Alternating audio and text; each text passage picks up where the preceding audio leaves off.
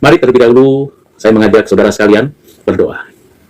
Bapa di surga, di dalam nama Tuhan Yesus, kami mau membaca, mendengar, merenungkan minggu penderitaan-Mu untuk kami mengerti dan kami merasakan serta memimpin kami untuk bisa menjadi pelaku firman-Mu. Pimpin sertai kami dalam nama Tuhan Yesus. Amin. Mari kita membuka firman Tuhan dari kitab Injil Matius pasal yang ke-21 ayat 1 sampai dengan ayat yang ke-11. Matius 21 ayat 1 sampai 11. Demikianlah firman Tuhan. Ketika Yesus dan murid-muridnya telah dekat Yerusalem dan tiba di Betfage yang terletak di Bukit Zaitun, Yesus menyuruh 2 orang muridnya dengan pesan, pergilah ke kampung yang di depanmu itu, dan di situ kamu akan segera menemukan seekor keledai betina tertambat dan anaknya ada dekatnya. Lepaskanlah keledai itu dan bawalah keduanya kepadaku. Dan jikalau ada orang menegur kamu, katakanlah Tuhan memerlukannya, ia akan segera mengembalikannya. Hal itu terjadi supaya genaplah firman yang disampaikan oleh Nabi. Katakanlah kepada putri Sion, lihat rajamu datang kepadamu. Ia lemah lembut dan mengendarai seekor keledai beban yang mudah. Maka pergilah murid-murid itu dan berbuat seperti yang ditugaskan Yesus kepada mereka. Mereka membawa keledai betina itu bersama anaknya, lalu mengalasinya dengan pakaian mereka, dan Yesus pun naik ke atasnya. Orang banyak yang sangat besar jumlahnya menghamparkan pakaiannya di jalan. Ada pula yang memotong ranting-ranting dari pohon-pohon dan menyebarkannya di jalan. Dan orang banyak yang berjalan di depan Yesus dan yang mengikutinya dari belakang berseru, katanya, Hosana bagi anak Daud. Diberkatilah dia yang datang dalam nama Tuhan. Hosana di tempat yang maha tinggi. Dan ketika ia masuk ke Yerusalem, gemparlah seluruh kota itu, dan orang berkata, siapakah orang ini? Dan orang banyak itu menyahut, inilah Nabi Yesus dari Nazaret di Galilea. Demikianlah firman Tuhan. Yang berbahagia ialah kita yang membacanya, menyimpannya, mengalami, merasakannya, dan menjadi pelaku firman Tuhan. Saudara yang kekasih di dalam Kristus, sebelum peristiwa ini terjadi, Yesus Kristus sudah melakukan pelayanan, dan ia sudah memberitahu apa yang akan dialami, yaitu penderitaannya, sebanyak 3 kali. Di dalam surat dan pengertian yang demikian, di dalam Injil Matius pasal yang ke-16 ayat 21 sampai 28, itulah pertama kali Yesus memberitahu kepada murid-muridnya bahwa ia pergi ke Yerusalem untuk mengalami penderitaan. Kemudian di dalam Matius pasal 17 ayat 22 sampai 23, Tuhan Yesus juga memberitahu lagi kepada murid-muridnya bahwa dia pergi ke Yerusalem untuk mengalami penderitaan. Dan di dalam Matius pasal yang ke-20 ayat 17 sampai 19, Yesus memberitahukan tentang penderitaannya. Jadi 3 kali Tuhan Yesus menyampaikan apa yang akan terjadi di Yerusalem. 3 kali sebelum akhirnya nanti pada pasal yang berikutnya, yaitu pada pasal yang berkaitan dengan penderitaan yang akan dialami Tuhan Yesus, yaitu penjelasan keempat, pengertian yang keempat mengenai penderitaan Yesus pada pasal 26 ayat 1 sampai 5. Jadi di antara pasal 21 sampai 26 ada banyak kisah yang berkaitan dengan penderitaan Yesus, dan ini yang kita akan gali temukan pembelajarannya. Mari kita perhatikan, saudara yang kekasih di dalam Kristus, dari ayat-ayat yang sudah kita baca. Jadi kedatangan Yesus ke Yerusalem itu bukan tiba-tiba tanpa perencanaan, tetapi sudah dirancang dan direncanakan dari kekekalan sebelum dia menyelenggarakan pelayanannya dan ia melakukan satu tindakan untuk menebus umatnya. Sehingga murid-muridnya mengikuti apa yang Tuhan nyatakan kepada mereka. Mari kita lihat di dalam Matius pasal 21.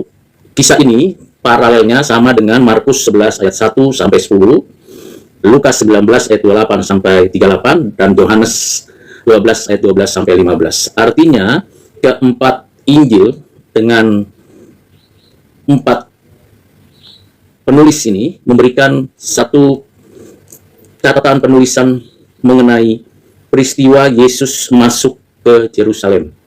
Yesus mulai masuk ke Yerusalem seperti yang sudah dirancang oleh Tuhan. Mari kita perhatikan bagian-bagian penting di dalam masa-masa minggu penderitaan.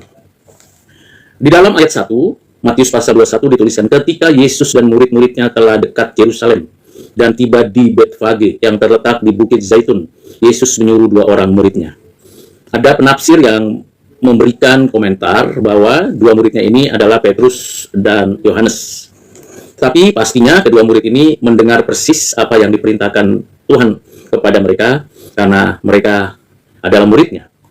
Dan di dalam perjalanan dari Galilea sampai mendekat ke Yerusalem, tentunya ada banyak berita yang sudah disampaikan, dilakukan, diselenggarakan oleh Tuhan. Ada banyak pelayanan Tuhan Yesus. Nah, pesannya jelas sekali, pergi ke kampung. Jadi ada satu tempat antara Betfage di Bukit Zaitun dengan Yerusalem, ada satu kampung, di mana kampung itu ternyata ada seorang atau satu keluarga yang mempunyai keledai. Dan keledai itu ternyata betina dan anaknya. Jadi ini adalah induk dan anaknya. Tuhan meminta supaya murid-muridnya membawa keledai itu supaya Yesus mengendarai atau menggunakan keledai itu sampai ke kota Yerusalem. Karena sepanjang perjalanan Yesus sesungguhnya dari Galilea dalam pelayanan-pelayanannya, dia tidak pernah menggunakan kuda, tidak pernah menggunakan keledai, bahkan tentunya dia berjalan kaki dari satu desa ke desa, dari satu kota ke kota, dari satu tempat ke tempat untuk mengajarkan tentang kerajaan surga, melayani dan memberitakan kabar baik, membawa orang kembali kepada Tuhan Allah.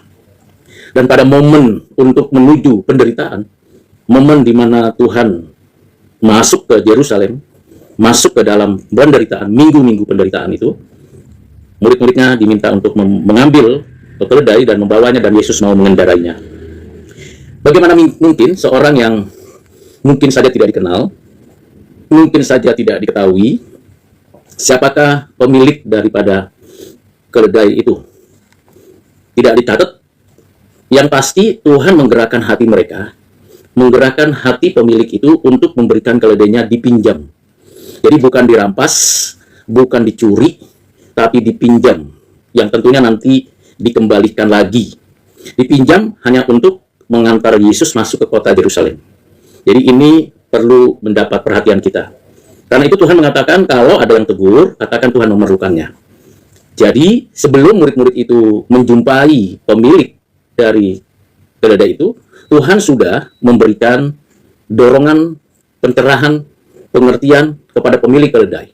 Dan saat yang sama, 2 murid itu dapat menjumpai pemilik keledai itu. Jadi sinkron antara apa yang diperintahkan Tuhan, apa yang dilakukan oleh murid, dan apa yang dikerjakan oleh pemilik keledai itu. Sinkronnya karena tidak ada yang kontradiksi di sana. Artinya, apa yang diperintahkan Tuhan dikerjakan murid-murid dan diterima dengan baik oleh pemilik keledai. Ini menjadi pembelajaran bagi kita. Kalau Tuhan memberikan perintah dan itu kehendaknya, Tuhan yang buka jalan. Jangan khawatir, jangan ragu, jangan takut. Tentu kalau saya dan saudara pada posisi murid-murid itu bisa jadi bertanya demikian. Guru, di rumah mana? Siapa namanya? Dan bagaimana bisa meyakinkan pemilik keledai bahwa guru hanya meminjam dan nanti akan dikembalikan? Ini pertanyaan yang wajar. Karena di antara penduduk di kampung itu, tentunya Petrus dan Yohanes, kalau itu kita terima sebagai 2 murid yang datang diutus itu, akan mendapatkan data, menginventaris dulu, lalu mengidentifikasi, kemudian menginvestigasi, lalu melakukan suatu tindakan meminjam 2 keledai, induk dan anak.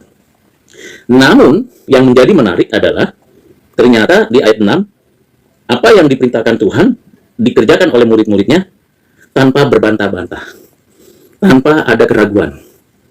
Ini menjadi suatu pencerahan bagi saya dan saudara, bahwa kalau Tuhan yang meminta, mustahil bagi kita.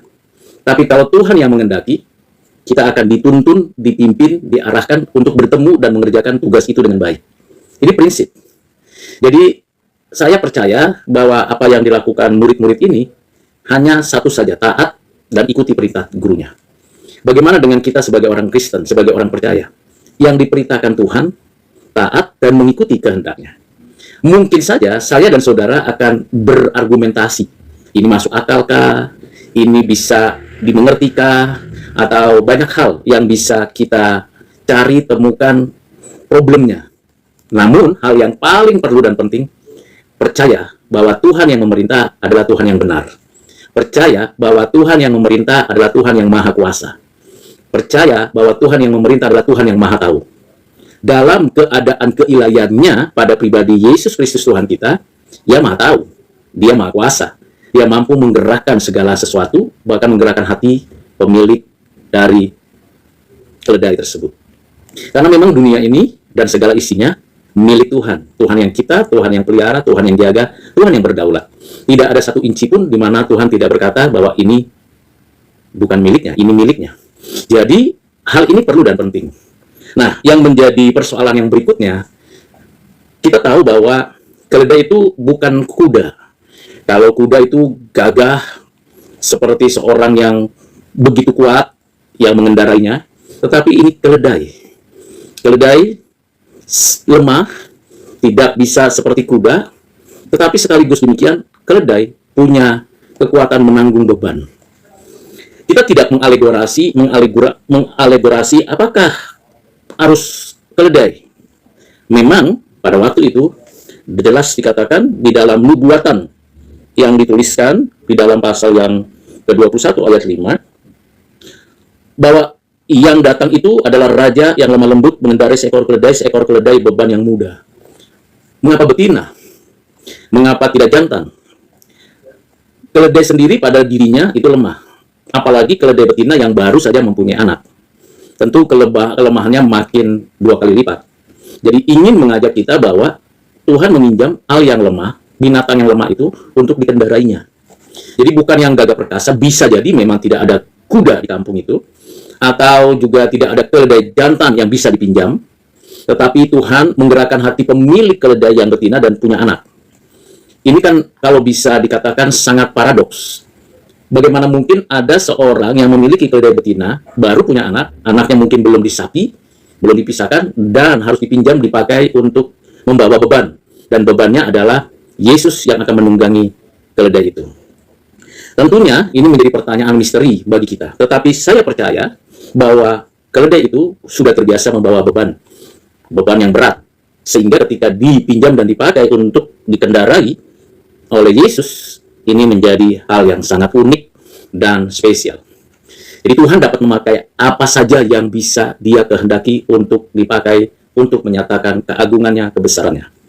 Kalau kita membaca lagi selanjutnya, bagaimana Tuhan mengatakan bahwa ini dipakai untuk Tuhan datang ke kota Yerusalem.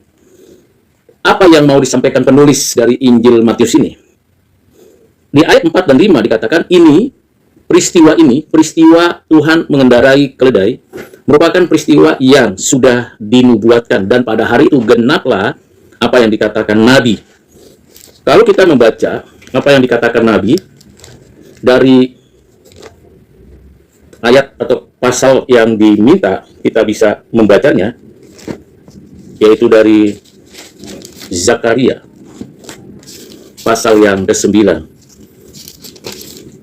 ayat 9. Lembaga Alkitab Indonesia memberikan judul pasal 9 sampai 14 dari kitab Zakaria adalah nubuat kedatangan Mesias. Ayat 9 dituliskan, bersorak-soraklah dengan nyaring, hai putri Sion. Bersorak-sorailah, hai putri Sion, putri Yerusalem. Lihat, rajamu datang kepadamu. Ia adil dan jaya. Ia lemah lembut dan mengendarai seekor keledai beban yang mudah. Jadi, pada momen di mana Yesus mengendarai keledai itu, penulis kitab Injil Matius mengaitkan dengan nubuat dari Nabi Zakaria pasal 9 ayat 9. Putri Sion atau putri Yerusalem, menggambarkan jemaat umat Allah. Hai umat Allah, hai Yerusalem, kota yang mulia, kota yang diberkati oleh Tuhan. Hari ini Rajamu datang. Ini sedang memproklamasikan pernyataan bahwa yang datang itu Raja. Dan ini penting sekali. Kalau kita memperhatikan, pada waktu Yesus Kristus dilahirkan di Bethlehem, di Yerusalem, orang Majus di timur mengetahui pada saat itu Raja lahir. Sehingga orang Majus pergi ke Yerusalem, ke Bethlehem untuk menyaksikan Raja yang lahir itu. Raja yang lahir.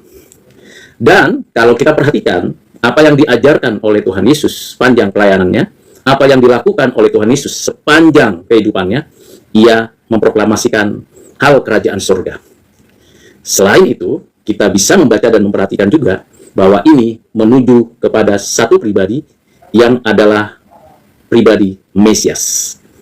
Jadi, ketika Yesus mengatakan kepada dua muridnya, pinjam keledai, aku mau pakai dari Betfage ke kota Yerusalem untuk kukendarai dan aku duduk di atasnya, itu untuk menggambarkan bahwa Sang Raja Kerajaan Allah yang memproklamasikan kerajaan Allah, yang mengajarkan kerajaan Allah, yang memberikan pengertian, pemahaman, dan pelayanan hal kerajaan Allah, dia datang. Siapakah yang datang? Raja Kerajaan Allah dalam segala kesederhanaannya. Jadi bukan dalam kemegahan dan kemewahan, kegagahan seperti Kaisar Roma atau raja-raja yang ada di sekitar, tetapi datang dalam kesederhanaan, datang di dalam keadaan yang sangat sederhana. Tidak memakai kuda, tidak menggunakan pasukan perang, tidak melakukan tindakan semacam penguasaan wilayah, tetapi datang dengan kesederhanaan. Namun, di pihak lain, kita harus tahu dan sadari yang datang itu Raja Kerajaan Allah, Raja semesta alam, Raja umat Allah, yang dinubuatkan oleh Zakaria 9 ayat 9. Penulis Injil Matius mengatakan, katakanlah kepada putri Sion, lihat Rajamu datang kepadamu.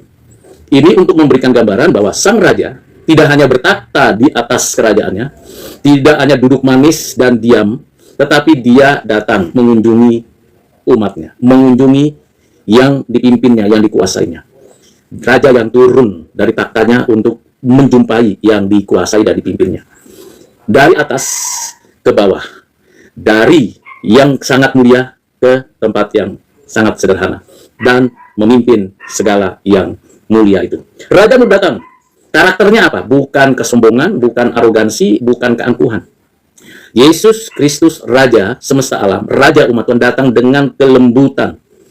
Gentle, artinya dia datang dengan satu karakter ilahi, kelemah lembutan. Di sini menggambarkan keanggunan dan kehormatan dinyatakan. Jadi dia datang bukan dengan tangan besi, dia datang bukan dengan kekuatan militer, dia datang bukan dengan pasukan para malaikat, dia datang bukan dengan kekuatan untuk menghancurkan, dia datang dengan kelemah lembutan. Itu sebabnya di dalam Matius pasal 11 Tuhan Yesus mengajarkan dan mengajak dan memberikan perintah, marilah kepadaku semua yang letih lesu dan berbeban berat, aku akan memberikan kelegaan kepadamu. Sebab yang kupasang itu enak dan bebanku pun ringan. Yesus datang. Kalau raja-raja dunia, entah itu kerajaan di masa lalu maupun pemimpin-pemimpin dunia pada masa kini, kalau datang pasti datang dengan segala kemegahan, kegemilangan, dan kehebatannya. Yesus tidak demikian. Ini pengajaran bagi kita. Sekalipun kita adalah anak-anak Allah yang dibenarkan oleh Allah, diadopsi sebagai anak-anak Allah, mengalami hidup dibarui oleh Dia, kita ketika datang dan hadir di dalam satu tempat, satu komunitas, satu kelompok, datanglah dalam kesederhanaan dan penuh kelembutan. Ini penting. Pembelajaran ini penting. Jadi minggu penderitaan, minggu di mana Rajamu datang dengan kelembutan. Maukah saudara mengikuti Raja yang demikian? Seringkali kita mengikuti raja yang keras, yang punya otoritas, kekuatan, dan kuasa yang luar biasa, lalu kita mau ikuti supaya kita aman, nyaman, dan tenang. Tetapi yang datang ini, Raja Yesus mengendarai keledai, dan keledainya keledai beban yang mudah. Keledai yang punya anak, keledai yang punya tanggung jawab untuk menyusui sampai keledai atau anak keledai itu disapi. Nah, kita berhenti sampai sana pembahasan mengenai raja ini.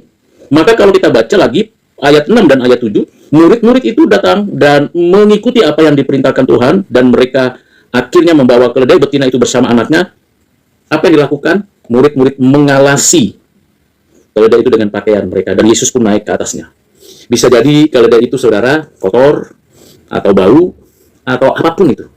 Yang pasti dialasi tubuh keledai itu. Kita tidak perlu tafsir apapun tentang alas untuk mengalasi keledai itu sebelum Yesus menduduki keledai itu naik ke atasnya. Tidak perlu ditafsir, tidak perlu dibuat alegorinya.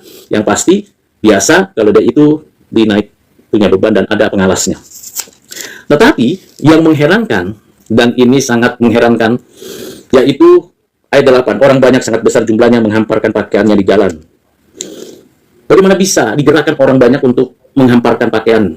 Seolah-olah jalan sang raja mesti dibuka. Ada yang menduga bahwa pakaian-pakaian itu, jubah-jubah itu, atau yang dipakai oleh orang-orang yang ada di sepanjang perjalanan Yesus dari Betfage ke Yerusalem, itu adalah mereka menaruh di pinggiran-pinggiran pagar-pagar rumah mereka. Tapi ada yang mengatakan memang mereka menghamparkannya di jalan. Jadi menghamparkan di jalan itu betul-betul di jalan keledai itu berjalan.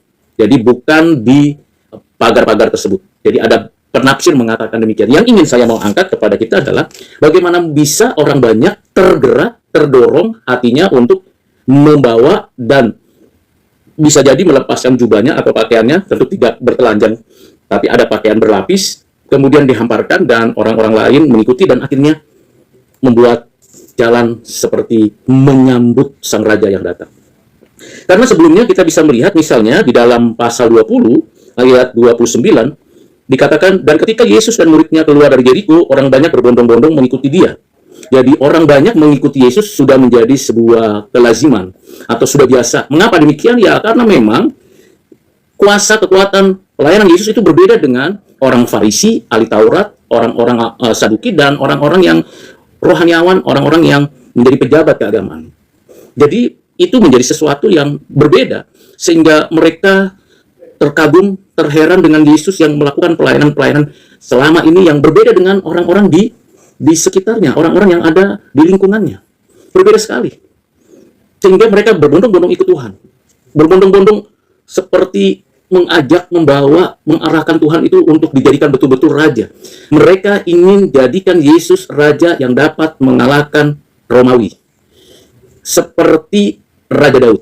Itu sebabnya nanti mereka akan bersorak dan bersorak-sorai. Jadi mereka ingin bebas lepas dari kolonialisme, penjajahan, kekuasaan Romawi di tanah perjanjian, tanah yang diberikan Tuhan kepada Israel. Mereka ingin mengangkat Yesus seperti raja dunia. Raja yang betul-betul ingin mengalahkan kerajaan Romawi. Tentu ada raja-raja wilayah, kekaisaran Romawi, itu ada raja-raja wilayah, Herodes, Pilatus, dan raja-raja yang lain yang berada di wilayah kekuasaan kekaisaran Romawi. Mereka menuruti, mengikuti kepemimpinan kaisar Romawi. Nah, beda dengan orang banyak ini ingin supaya Yesus yang mengendarai keledai itu berharap supaya Yesus itu adalah raja seperti Daud yang mengalahkan Palestina, yang menegakkan kerajaan Allah dan mensejahterakan umat Israel, umat Tuhan itu. Wajar, itu yang diharapkan oleh banyak orang. Sama seperti kita berharap adanya pemimpin baru, adanya orang-orang yang kita pilih, itu kita berharap ada kesejahteraan, ada keadilan, ada kebaikan di negeri kita. Itu wajar. Tetapi apa bisa terjadi di tengah-tengah dunia yang berdosa, di tengah-tengah dunia yang penuh dengan kuasa kegelapan, di tengah-tengah keinginan daging manusia ingin menguasai? Apa mungkin ada raja yang dapat memberikan damai, sejahtera, dan keadilan? Jawabannya, dari antara manusia tidak akan mungkin. Jadi kita hanya bermimpi kalau kita berharap dari dunia akan ada raja yang dapat membebaskan kita dari cengkraman para penguasa untuk kita bisa hidup sejahtera dan adil. Itu mimpi. Namun, ada pengharapan, dan pengharapan itu dilihat oleh orang banyak ini yang ditujukan kepada Yesus. Mengapa? Yesus tidak memiliki apapun. Dia bahkan tempat tinggal pun untuk meletakkan kepalanya tidak ada. Dia bahkan ketika mau berangkat dari Betfage, dari tempat itu ke Yerusalem saja meminjam keledai. Jadi Yesus hadir dan hidup dalam kesederhanaan. Tidak punya harta, tidak punya takhta, tidak punya kekuasaan seperti orang dunia. Kok bisa-bisanya orang-orang banyak ingin mengangkat Yesus sebagai raja seperti raja-raja dunia? Ini kontradiksi. Kemesiasan Yesus, kerajaan Yesus mendatangkan damai sejahtera, mendatangkan sukacita. Kerajaan Yesus adalah kerajaan yang memperdamaikan hidup manusia yang dibelenggu dosa untuk dipulihkan. Tidak secara politis seperti impian dari banyak orang. Itu sebabnya mereka bergegas, berkeinginan. Ayolah Yesus, engkau punya kuasa, engkau dapat menyembuhkan orang banyak, engkau dapat membuat sesuatu mukjizat dan kuasa seperti itu tidak ada pada para raja. Mereka dengan otoritas tangan besi bisa menaklukkan orang lain, tapi engkau Yesus dengan cinta kasih, dengan kekuatanmu, engkau dapat mengubah air menjadi anggur, memberi makan 5.000 orang laki-laki, engkau dapat menyatakan kuasa menghidupkan kembali orang yang meninggal, dan engkau menyatakan mukjizat dan tanda. Tidak ada yang seperti engkau, dan engkau Yesus sudah dinubuatkan, dan inilah penggenapannya. Jadilah raja untuk kami, raja yang memberikan kelepasan, pembebasan, pengurapan. Dan kami menantikan. Itu sebabnya kami bersorak-sorai dan berteriak-teriak. Apa yang diteriaki orang banyak itu? Baik yang di depan maupun di belakang. Jadi semacam keriuhan yang luar biasa. Kalau kita didatangi oleh seorang yang memiliki otoritas dan memiliki pengaruh, sekelilingnya udah banyak orang yang berteriak-teriak dan meminta berkat kah, meminta pertolongan kah, meminta belas kasihan kah. Nah, seakan-akan Yesus diperlakukan seperti itu dan dia jalan saja dan berteriak. Mereka berteriak apa? Mereka berteriak, Hosana bagi anak Daud. Ini suatu gambaran yang sangat jelas bahwa Yesus hendak dinaikkan sebagai raja keturunan Daud untuk meneruskan takhta Daud dan berkuasa, berotoritas di kota Yerusalem dan akan menyingkirkan orang-orang yang menguasai wilayah Yerusalem dan sekitarnya. Hosana bagi anak Daud, diberkatilah dia yang datang dalam nama Tuhan. Hosana di tempat yang maha tinggi. Ini dari perspektif orang banyak. Bagaimana dengan perspektif kita sebagai pembaca Alkitab? Tentunya kita harus menyadari bahwa sekalipun pendapat, pemikiran, perspektif itu ada di kalangan orang banyak, sesungguhnya istilah Hosana bagi anak Daud adalah benar bahwa dia anak Daud dan dia memang raja. Bahkan sudah dinyatakan nantinya juga menjelang dari penyaliban Yesus dikatakan bahwa engkau raja orang Israel. Iya, engkau sudah mengatakan. Bahkan di atas kayu salib dituliskan inilah raja orang Yahudi. Jadi jelas dia memang adalah keturunan atau anak Daud. Hosana bagi anak Daud. Ini untuk memberikan kepada kita pengertian seperti yang tertulis di dalam Mazmur 118 ayat 26. Hosana bagi anak Daud, diberkatilah dia yang datang dalam nama Tuhan. Yang datang dalam nama Tuhan. Siapakah yang datang dalam nama Tuhan? Tidak semua orang. Hanya mereka yang diutus. Dan dalam nama Tuhan. Jadi ada dua istilah yang penting. Yang datang dalam nama Tuhan dan dia sendiri adalah Tuhan. Jadi dalam namanya sendiri dia datang, dari tempat yang maha tinggi dia datang. Jadi raja yang disebut anak Daud ini tidak hanya raja atas keadaan di bumi ini, dalam keadaannya sebagai manusia, dia juga adalah raja yang maha tinggi. Dia datang dalam nama Tuhan, namanya. Jadi bukan datang dalam nama manusia, bukan datang dalam nama siapa yang dianggap penting, tapi datang dalam nama Tuhan. Ini menjadi hal yang sangat-sangat signifikan. Memang Yesus adalah raja yang datang dalam nama Tuhan. Jadi raja itu datang bukan karena Daudnya saja, tapi karena dalam dirinya, nama Tuhan, yaitu dirinya sendiri yang menyatakan dirinya. Hosana di tempat yang maha tinggi. Kalau kita baca Mazmur 118 ayat yang ke-26. Mari kita lihat, kita baca Mazmur 118 ayat 26. Diberkatilah dia yang datang dalam nama Tuhan, kami memberkati kamu dari dalam rumah Tuhan. Siapakah yang dimaksud ini? Tuhan itu sendiri. Jadi yang maha tinggi, yang maha mulia, yang tak terhampiri itu datang menjumpai, memberkati, memberikan berkat kepada manusia ciptaannya. Dia yang transenden, sekaligus dia yang imanen. Dia menyatakan kehendaknya. Nah, ini teriakan yang dinyatakan oleh orang banyak, tetapi orang banyak memahami tidak teriakan tersebut. Orang banyak yang di depan maupun di belakang, di kanan atau di kiri, mereka meneriaki karena apa? Mereka meneriaki karena urusan mereka sendiri mengalami kesulitan dan penderitaan. Tetapi yang bersorak-sorai, berseru dalam pengertian yang benar, maka kita seharusnya berlutut, bertelut, menghargai, menghormati Yesus yang datang dari tempat yang maha tinggi, mau datang untuk menebus umatnya, untuk mengalami penderitaan dan mati di atas kayu salib dan bangkit dari kematian untuk menebus umatnya. Dan ketika ia masuk ke Yerusalem, jadi sudah masuk ke Yerusalem, seluruh kota itu berkata, siapakah orang ini? Jadi mengherankan memang kalau tiba-tiba saja ada seorang yang begitu menghebohkan, viral pada waktu itu. Kenapa? Ya karena seluruh kota gempar. Kok ada orang yang begitu hebohnya, begitu viralnya, dieluk-elukan dan diteriaki Hosana bagi anak Daud. Ini kan menggemparkan karena apa? Karena pengharapan mereka adalah pemulihan Israel. Pemulihan hidup, mereka tidak mau lagi dibawa bayang-bayang kerajaan Romawi. Mereka ingin juga mengalami hidup yang sejahtera seperti yang dijanjikan Tuhan kepada Abraham, Ishak, dan Yakub. Mereka juga masih mengingat cerita dan kisah bagaimana Tuhan mengurapi Daud dan memberikan sejahtera bagi orang Israel. Mereka punya pengharapan seperti itu, saudara. Tetapi, apakah mungkin bisa terjadi? Ya, bagi Tuhan itu mungkin, tetapi bukan pengharapan politis seperti mereka ingin berdaulat seperti raja-raja, kaisar-kaisar di masa itu, tapi memberikan damai, sejahtera, sukacita, kebaikan, kemurahan, belas kasihan, dan segala berkat-berkat rohani. Mereka berteriak lagi.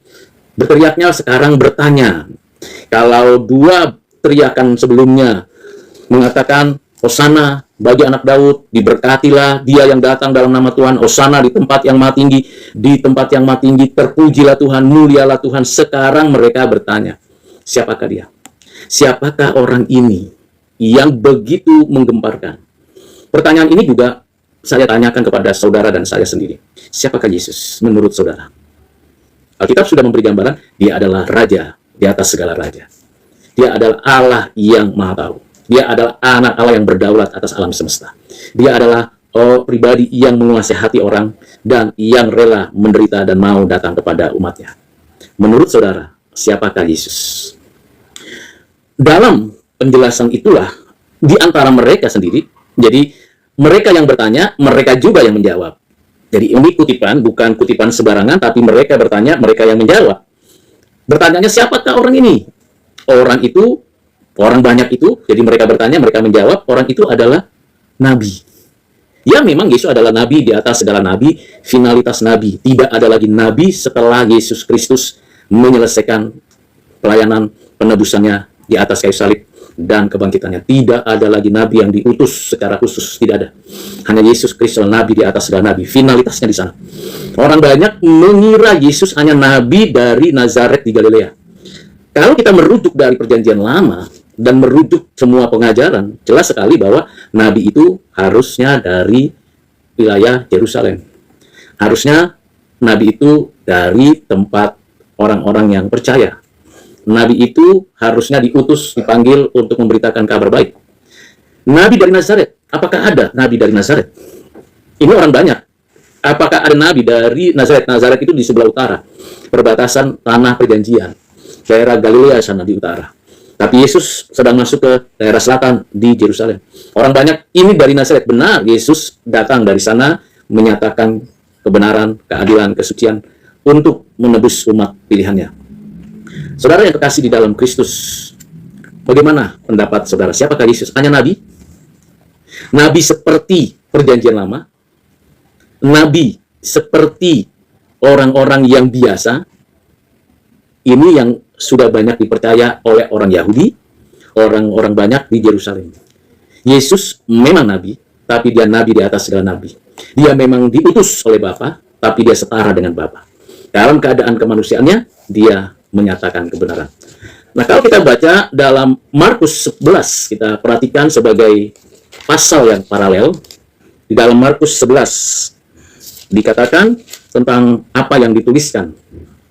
Tidak dituliskan oleh penulis Injil Markus mengenai respon orang banyak dari jawaban yang disampaikan atau pertanyaan yang disampaikan, siapakah orang ini? Karena di pasal 11 ayat 11 Markus mengatakan sesampainya di Yerusalem ia masuk ke bait Allah. Dan di sana dia meninjau semuanya, tetapi sebab hari sudah hampir malam, dia keluar dari ke Betania bersama dengan ke-12 muridnya. Tidak ada catatan dari apa yang ditulis pada Markus 11, ayat 11. Kemudian kalau kita lihat Lukas 28, kita harus baca Lukas 28, Lukas pasal yang saya bacakan dulu ya. Lukas pasal 19 ayat 28. Lukas pasal 19 ayat 28. Dalam Lukas 19 ayat 28 dikatakan, dan setelah mengatakan semuanya itu, Yesus mendahului mereka dan meneruskan perjalanannya ke Yerusalem. Ketika ia telah dekat Betfage dan Betania dan terletak di gunung yang bernama Bukit Zaitun, Yesus menyuruh 2 orang muridnya dengan pesan pergilah dan seterusnya. Kemudian Yesus masuk ke kota Yerusalem dan apa yang dikatakan di ayat 42. Katanya, wahai betapa baiknya jika pada hari ini juga engkau mengerti apa yang perlu untuk damai sejahteramu, tetapi sekarang hal itu tersembunyi bagi matamu. Jadi di sini Yesus memberikan kepada kita pengertian ketika orang banyak berteriak, Hosana, Hosana, dan juga orang Farisi berespon, Guru tegurlah mereka, murid-muridmu. Maka Yesus menyampaikan pengajaran yang tidak dicatat dalam Matius maupun dalam Markus, ditulis oleh Lukas. Guru, tegurlah murid-muridmu itu, karena murid-murid berkata, diberkatilah dia orang yang datang sebagai raja dalam nama Tuhan, dan damai sejahtera di surga dan kemuliaan di tempat yang maha tinggi. Orang Farisi ternyata di tengah-tengah keramaian itu mendekati Yesus dan berkata, Guru, tegurlah murid-muridmu. Tetapi jawab Yesus apa? Aku berkata kepadamu, jikalau mereka ini diam, maka batu-batu ini akan berteriak. Jadi ini sebenarnya sebuah penghormatan tanpa mereka sadari dan pahami. Jadi orang banyak itu berteriak bisa jadi karena keinginan secara politis, keinginan untuk menikmati berkat, kenikmatan damai, tetapi di esensinya mereka tidak mendapatkan pengertian itu. Itu sebabnya biarkan mereka berteriak seperti itu. Kalau mereka diam, batu-batu akan berteriak. Lalu jawab Yesus di dalam Lukas pasal 19 ayat 41, ketika Yesus telah dekat dengan melihat kota itu, ia menangis. Jadi bayangkan raja semesta alam, raja yang menunggangi atau yang menaiki keledai beban yang mudah itu, dia menangisi kota Yerusalem. Jadi orang berteriak-teriak, Hosana, Hosana. Orang berantusias, berteriak meminta, supaya nyatakanlah kuasamu, nyatakanlah kehebatanmu, keagunganmu. Pada momen seperti itu, Yesus bukan senyum. Yesus bukan bertepuk tangan, saudara. Yesus menangisi Yerusalem. Di ayat 42 katanya, wahai betapa baiknya jika pada hari ini juga engkau mengerti apa yang perlu untuk damai sejahteramu, tetapi sekarang hal itu tersembunyi bagi matamu. Sebab akan datang harinya bahwa musuhmu akan mengelilingi engkau dengan kubu, lalu mengepung engkau dan menghimpit engkau dari segala jurusan. Dan mereka akan membinasakan engkau beserta dengan penduduknya, dan pada tembokmu mereka tidak akan membiarkan satu batu pun tinggal terletak di atas batu yang lain. Karena engkau tidak mengetahui saat bila mana Allah melawat engkau. Jadi miris bukan? Saudara, ini minggu penderitaan. Jadi penderitaan itu bukan sekedar fisik, tetapi ia melihat umatnya, bahwa umatnya tidak mengetahui bahwa yang datang itu Raja semesta alam. Dia memperhatikan umatnya, bahwa umatnya akan mengalami kesulitan dan penderitaan, dan dia harus menanggungnya di atas kayu salib. Mereka tidak tahu apa yang mereka perbuat. Saudara, seringkali kita menganggap raja-raja itu pernah nggak menangisi rakyatnya. Pernah tidak para pemimpin menangisi umatnya, rakyatnya, dan merelakan dirinya menjadi martir, menjadi korban untuk umatnya. Ini menjadi pembelajaran, saudara. Seringkali kita hanya melihat gegap gempitanya Yesus disambut, tapi hati terdalam Yesus adalah umatnya, hatinya. Dan kalau kita perhatikan lagi dalam Yohanes pasal 12, apa yang terjadi dalam Injil Yohanes pasal yang ke-12? Di dalam ayat yang terakhir, ayat 18-19. Sebab itu orang banyak itu pergi menyongsong dia karena mereka mendengar bahwa ia yang membuat mukjizat itu. Maka orang-orang Farisi seorang kepada yang lain, kamu lihat sendiri bahwa kamu sama sekali tidak berhasil. Lihatlah seluruh dunia datang mengikuti dia. Jadi di sini orang-orang banyak mendatangi Yesus dan berteriak, Hosana. Dan mereka mengatakan, lihat Yesus itu berhasil. Seorang pemimpin yang berhasil, dia melayani. Tetapi hatinya Yesus menangisi umat Tuhan. Menangisi umat Tuhan, itulah minggu penderitaan yang kita disebut Minggu Palem. Minggu Palem adalah bukan hanya bicara tentang penggenapan nubuat Nabi Zakaria, bukan hanya bicara tentang nubuat, berbicara tentang teriakan seruan Hosana, tapi itu dari manusia, dari yang dinyatakan Tuhan, tapi teriakan hati Tuhan untuk umatnya. Menangis, Yesus menangis. Bagaimana dengan saudara? Siapakah Yesus menurut saudara? Apakah Yesus adalah orang yang engkau dan saya sadari dia adalah Raja yang menangis karena keberdosaan kita? Atau hanya Raja yang memuaskan hati untuk bisa kita hidup senang-senang.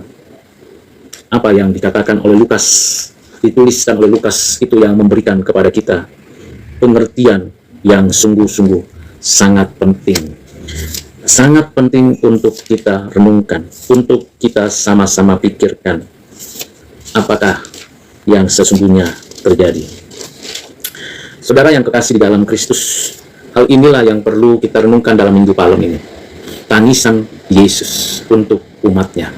Banyak orang mengaku Kristen di zaman ini, pandai berkhotbah, pandai berdialog, bahkan pandai berdebat, tapi tahu tidak perasaan Yesus seperti apa terhadap umatnya. Umatnya mengendaki Yesus mengadakan mukjizat, mengadakan kuasa, otoritas, supaya umatnya bisa bebas dan nikmat hidup. Tetapi apa yang dialami dan dipikirkan oleh umatnya hanya sebatas kepentingannya diri sendiri, bukan kepentingan kerajaan Allah. Bagaimana saudara dan saya memikirkan hal itu? Apa yang saya dan saudara pikirkan? Kerajaan Allah atau diri sendiri? Saya bacakan ulang apa yang dikatakan di dalam Lukas pasal 19 untuk saudara. Beberapa orang Farisi, Lukas pasal 19 ayat 39 sampai 44. Beberapa orang Farisi yang turut dengan orang banyak itu berkata kepada Yesus, "Guru, tegurlah murid-muridmu itu." Jawabnya, "Aku berkata kepadamu, jika mereka diam, maka batu ini akan berteriak." Dan ketika Yesus telah dekat dengan dan melihat kota itu, ia menangisinya. Ia menangisinya. Jadi saat orang berteriak dengan segala pengharapan, justru Yesus menangisi kota umatnya yang diberkati Tuhan itu. Ayat 42 sampai 44 menjadi perenungan bagi saya dan saudara untuk mengakhiri pembelajaran mengenai minggu penderitaan ini. Wahai, betapa baiknya jika pada hari ini juga engkau mengerti apa yang perlu untuk damai sejahtera. Apa yang perlu untuk damai sejahtera kita? Bukan kebebasan dari politik, bukan kebebasan dari pengertian duniawi, tapi kebebasan dari keberdosaan dan hukuman Allah. Kalau kita mengerti, itu damai sejahtera yang harus kita terima dan kita dapati. Saudara, ini yang membuat kita maju dan menjalankan hidup kita. Sayang sekali banyak orang yang tidak memahami kesedihan Yesus pada Minggu Palem, pada Minggu penderitaan. Mereka hanya berteriak, mereka hanya melihat Yesus dengan segala kemegahan dan keagungannya, tapi hatinya Yesus banyak orang tidak melihat. Ayat 42 dikatakan, tetapi sekarang hal itu tersembunyi bagi matamu. Ya, kalau bukan Roh Kudus yang membuka dan mencelikan mata rohani kita, kita tidak mengerti tentang Minggu Palem adalah minggu penderitaan. Kita tidak mengerti. Kita hanya anggap hosana bagi anak Daud. Diberkatilah kita. Diberkatilah dia yang datang dalam nama Tuhan. Ayat 43. Sebab akan datang harinya bahwa musuhmu akan mengelilingi engkau dengan kubu, lalu mengepung engkau dan mengimpit engkau dari segala jurusnya. Kota itu akan hancur, akan habis, akan lenyap. Benar. Ini adalah pernyataan Tuhan. Tuhan menangisi kota yang diagungkan oleh manusia, terutama orang-orangnya yang tidak lagi takut akan Tuhan. Orang-orangnya yang akan menyalibkan Yesus, yang akan menghina Tuhan, dan yang akan melakukan tindakan-tindakan yang tidak beres. Dan kota itu akan dikepung, dihimpit dari segala penjuru. Sungguh kisah yang tragis nantinya. Ayat 44, dan mereka akan membinasakan engkau beserta dengan pendudukmu, dan pada tembokmu mereka tidak akan membiarkan satupun batu pun tinggal terletak di atas batu yang lain, karena engkau tidak mengetahui saat bila mana Allah melawat engkau. Saat kita dilawat Tuhan, apa yang kita lakukan, saudara? Saudara, akhir kata saya mau katakan kesimpulannya. Pertama, Yesus Kristus adalah Raja semesta alam yang hadir dalam sejarah. Raja umat Tuhan yang hadir dalam sejarah, yang menggenapkan seluruh rancangan kekalnya, yang menerapkan seluruh karya penebusannya pada dirinya. Yang kedua, Yesus Kristus datang dengan kesederhanaan dan kerelaan. Dan yang ketiga, Yesus Kristus datang menangisi umatnya yang akan mengalami penderitaan dan kesulitan. Tetapi saat yang sama, kalau saya dan saudara dibukakan mata rohaninya, barulah kita menyadari damai sejahtera dari Allah memenuhi hati kita. Jadi benar apa yang dikatakan para malaikat, bahwa kemuliaan hanya bagi Allah di tempat yang maha tinggi, dan damai sejahtera bagi setiap orang yang berkenan kepadanya. Hanya bagi orang yang berkenan kepadanya. Apa yang dikatakan malaikat pada waktu Yesus dilahirkan kepada para gembala, itu yang diterapkan oleh Tuhan dalam pelayanan Minggu Palem, Minggu penderitaan. Saudara, apakah saudara masih mau menerima Yesus Kristus? Dia Raja semesta alam, dia Raja dalam hatimu, dia Raja dalam hidupku, dan dia juga adalah Nabi di atas segala Nabi, finalitasnya. Dan Raja ini, Nabi ini, menangisi umatnya yang akan mengalami kesulitan dan kesusahan. Bagaimana kita menanggapinya? Tariklah, bawalah aku Tuhan dekat denganmu, supaya aku bisa mengerti perasaanmu, supaya aku bisa mengerti isi hatimu, supaya aku bisa mendapatkan damai sejahteramu. Tariklah aku kepadamu. Saudara, maukah saudara datang kepada Kristus. Jika malam ini saudara mengatakan, ya saya di sini mau datang kepada Kristus, mau berjumpa dengan Tuhan, Roh Tuhan akan datang menjumpai dan bekerja dalam hatimu untuk mengajak saudara datang kepadanya. Terimalah Raja yang sederhana ini, Raja semesta alam, Raja yang menguasai segala sesuatu, Raja yang membawa penebusan dalam hidupmu. Terimalah dia dengan penuh rasa syukur, karena kita yang menerimanya, mata rohani kita dikelikkan, dan tangisan Yesus bernilai berharga bagiku. Siapakah pemimpin yang pernah menangisi rakyatnya? Hampir saya mau katakan tidak ada. Hanya Yesus yang menangisi umatnya.